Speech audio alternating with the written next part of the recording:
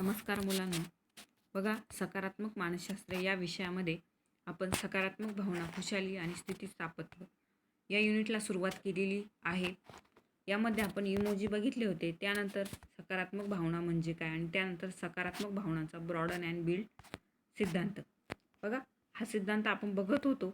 या सिद्धांतामध्ये सकारात्मक भावनांमुळे अजून अधिक विचार तिथे सुचतात. सकारात्मक भावना नकारात्मक भावनांचा प्रभाव आधीसारखा पूर्ववत करतात.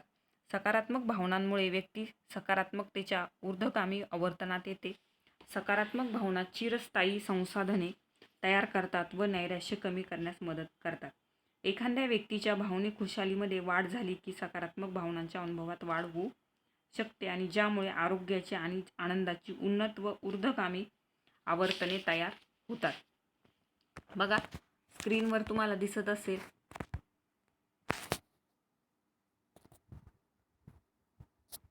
चिरस्थायी व्यक्तिगत संसाधने तयार करणे. या सिद्धांताचे परिणाम आहे. बघा, ब्रॉडन अँड बिल्ड या सिद्धांताचे परिणाम: चिरस्थायी व्यक्तिगत संसाधने तयार करणे, क्षणिक विचारकृती ज्या आहे त्याच्यामध्ये वाढ करणे, सकारात्मक भावनांचे अनुभव, त्यानंतर सकारात्मक भावनांची ऊर्ध्वगामी आवर्तने तयार होणे.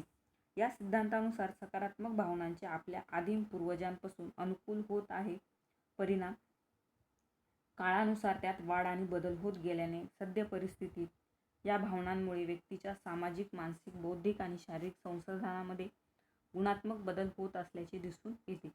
जेव्हा या पूर्वजांना धोका होता तेव्हा सकारात्मक भावनांच्या साहाय्याने त्यांचे अस्तित्व टिकवून आणि चांगल्या स्थितीत आयुष्य जगण्यासाठी आणि पुन्हा उत्पादनासाठी बदल स्वीकारले गेले.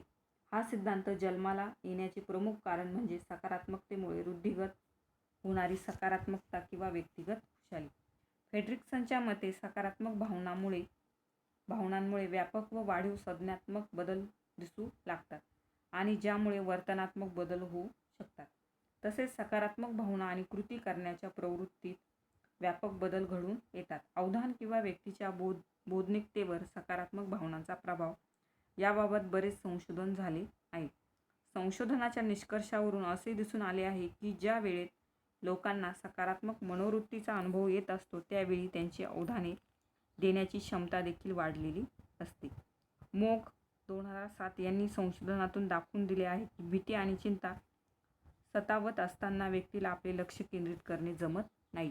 कदाचित बघा, तुम्ही किंवा मी असा अनुभव घेतला असेल की जेव्हा तुमची मनस्थिती आनंदी असेल तेव्हा तुम्हाला अवतीभोवतीच्या अनेक बाबी दिसतात, नवनवीन कल्पना तिथे सुचतात. उलट पक्षी जेव्हा तुम्ही दुःखी असतात तेव्हा तुमचे इतरत्र लक्ष जात नाही, तसेच विचार करण्यासाठी मती कुंठित होते. याचा अर्थ नकारात्मक भावनांचा प्रभाव संकुचित करण्यासाठी सकारात्मकतेमध्ये वाढ करणे हा जास्त चांगला मार्ग आहे. सकारात्मक भावनांमुळे बौद्धिकतेवर सुद्धा परिणाम किंवा व्यापक प्रभाव पडताना दिसतो. तसेच त्यामुळे संज्ञानात्मक लवचिकता आणि सर्जनशीलता वाढते. नकारात्मक भावनांच्या प्रभावाखाली समस्या निराकरण करताना लागणाऱ्या नाविन्यपूर्ण कल्पना सुचणे कमी होत असल्याने असा प्रभाव असताना महत्त्वाचे निर्णय घेणे टाळलेले केव्हाही चांगले. अशा प्रकारे सकारात्मकतेमुळे व्यक्तीचे विचार विस्तृत आणि व्यापक होतात. एकंदरीत असे म्हणता येईल की सकारात्मक भावना व्यापक विचार आणि अनुभूती देतात. एका अनुभवामुळे विचार आणि समस्या सोडविण्याच्या पद्धती यात झालेल्या विस्तारामुळे त्याचा परिणाम इतर अनुभवात वापरता येतो आणि साहजिकच सकारात्मक असण्याच्या फायद्यामध्ये लक्षणीय वाढ होते. खुशाली आणि स्थितिस्थापत्वावर होणारा बिल्ड इफेक्ट. बघा, यामध्ये ब्रॉडन अँड बिल्ड सिद्धांतानुसार सकारात्मक भावना संज्ञानात्मक विस्तार करतात, ज्यामुळे सरतेशेवटी निर्णय घेताना, विचार आणि कृती करताना चांगलाच उपयोग होतो. खुशाली आणि स्थितिस्थापत्वावर सकारात्मक भावनांच्या परिणामावर बरेच संशोधन पुरावे उपलब्ध आहेत. सकारात्मक विचार करण्यामुळे व्यक्तीच्या विचारात, वागण्यात तसेच शारीरिक आरोग्यावर, मानसिकतेवर दीर्घकाळ परिणाम दिसून येतो आणि व्यक्तीची सर्वंकष खुशालीची गुणवत्ता वाढीस लागते. ब्रॉडन आणि बिल्ड सिद्धांत एका महत्त्वाच्या तत्त्वावर आधारित आहे, ते म्हणजे व्यक्तीच्या सकारात्मक भावना. सकारात्मक भावना म्हणजे समाधानी जीवनाकडे नेणारा रस्ता आहे. सकारात्मक भावना आणि समाधान याच्यामुळे व्यक्तीला जीवनात बघण्यासाठी गरजेचा असलेला लवचिक दृष्टिकोन जोपासणे शक्य होते. एखाद्याच्या आयुष्यात प्रतिकूल परिस्थिती असूनही the show must go on या न्यायाने पुढे जाण्याची बळ केवळ सकारात्मक दृष्टिकोनामुळे प्राप्त होते असे म्हणायला हरकत नाही.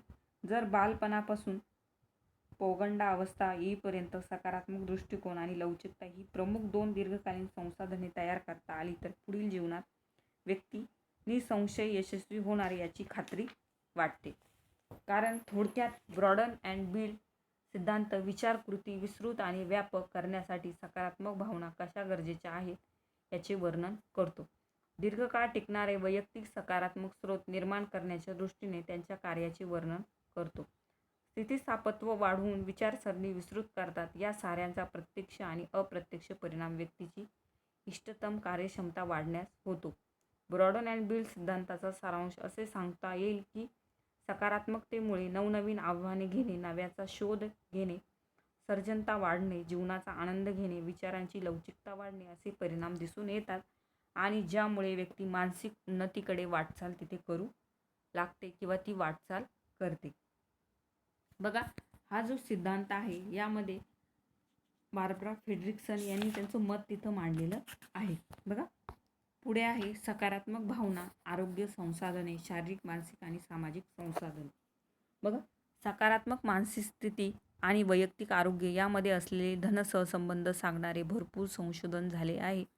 जे लोक भावनिकदृष्ट्या सुदृढ असतात, नकारात्मक भावनांमुळे कमी प्रमाणात त्रास करून घेतात, तसेच येणाऱ्या अडचणींवर मात करून पूर्वस्थितीमध्ये परत येण्यास सक्षम असतात, ते लोक नकारात्मकतेवरून केवळ लवकर परत येतात असे नाही, तर जास्त काळ सकारात्मक भावनांचा अनुभव घेतात आणि आयुष्यातील उद्देश शोधतात. बघा, संशोधनात असे दिसून येते की व्यक्तीचे आशावादी असणे आरोग्य राखण्यास मदत करते. लोकांचा दृष्टिकोन आणि शारीरिक आरोग्य यामध्ये भरपूर मजबूत दुवे आहेत, परंतु सकारात्मक दृष्टिकोन असण्याचा अर्थ असा नाही की त्यांना राग किंवा उदासीनता यासारखी नकारात्मक भावना कधीच जाणवत नाहीत. याचा अर्थ असा की त्या दोन्हींमधील समतोल त्या व्यक्तीला समजला गेला पाहिजे. नकारात्मकता हे तर जीवनाचे अविभाज्य भाग आहे आणि त्याच्यापासून कोणालाच दूर तिथं पाळता येणार नाही. नकारात्मक घटना घडणे कोणालाच टाळता येणार नाही, परंतु त्या विचारांचे ओझे किती वेळ आणि किती दूर वाहून न्यायचे याबद्दल आशावादी मंडळी स्पष्टता ठेवून असतात. सकारात्मकतेचा जीवनावर कोणकोणत्या क्षेत्रात प्रभाव पडतो ते आपण बघणार आहोत. जर व्यक्तीच्या एकूण आरोग्याचा विचार केला तर सकारात्मक मानसशास्त्र केवळ व्याधीमुक्त जीवन या पलीकडे विचार करते. बघा, मागील सत्रामध्ये आपण आरोग्य सुधारण्यास सकारात्मकतेचे महत्त्व शिकलो आहोत.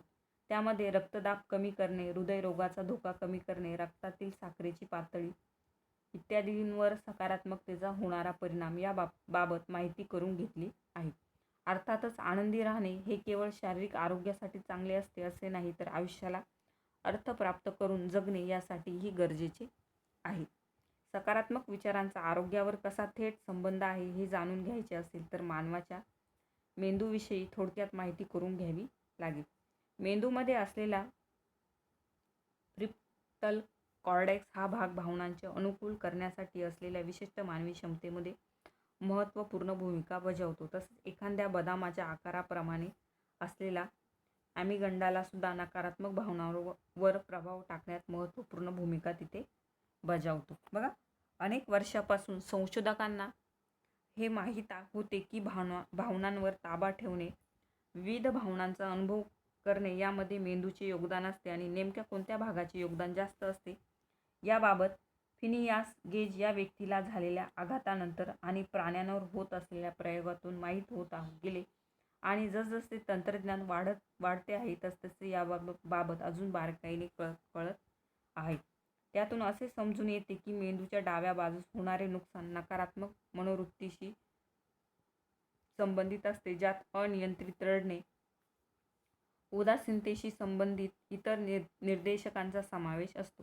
तथापि मेंदूच्या उजव्या बाजूला होणारे नुकसान सकारात्मक भावनांच्या संकलनाशी संबंधित आहे. बघा,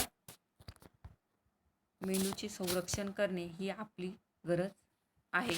हेल्मेट वापरा आणि सुरक्षित राहा. मेंदूचे रक्षण करणे हे महत्त्वाचे आहे. बघा असं सांगितलं जातं, कारण हेल्मेटने मेंदू तिथे सुरक्षित राहू शकतो. बघा आपण पुढच्या लेक्चरला हाच पॉईंट बघणार आहोत.